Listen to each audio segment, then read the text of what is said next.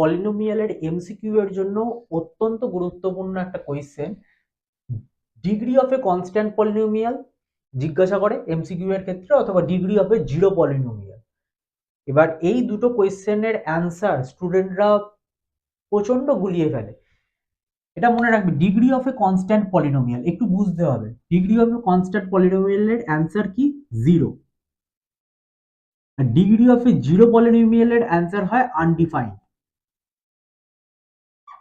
এবার কি করে হয় একটু মাথায় ব্যাপারটা রাখতে হবে।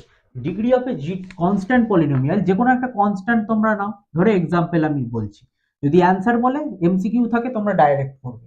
এবার বোঝার জন্য দেখো যে একটা কনস্ট্যান্ট পলিনোমিয়াল, আমি 7 বলতে পারি, 5 বলতে পারি, যা ইচ্ছা বলতে পারি, এটা কনস্ট্যান্ট পলিনোমিয়াল। যে কোনো কনস্ট্যান্ট টার্মই বা নাম্বারই একটা কনস্ট্যান্ট পলিনোমিয়াল। তো 7 একটা কনস্ট্যান্ট পলিনোমিয়াল, তো 7 কে লিখতে পারি 7 ইন্টু 1। এবার এই যে 1 লিখছি, 1 মানে কি?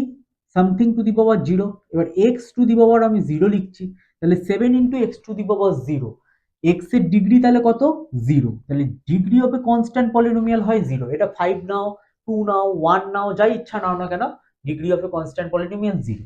আর এর ডিগ্রি তাহলে আনডিফাইন্ড হচ্ছে কি করে? জিরো পলিনোমিয়াল মানে বুঝতে হবে জিরো পলিনোমিয়াল ব্যাপারটা কি।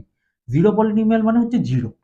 ওকে, তাহলে 0 into 1, 0 into x to the power 0 লিখতে পারি।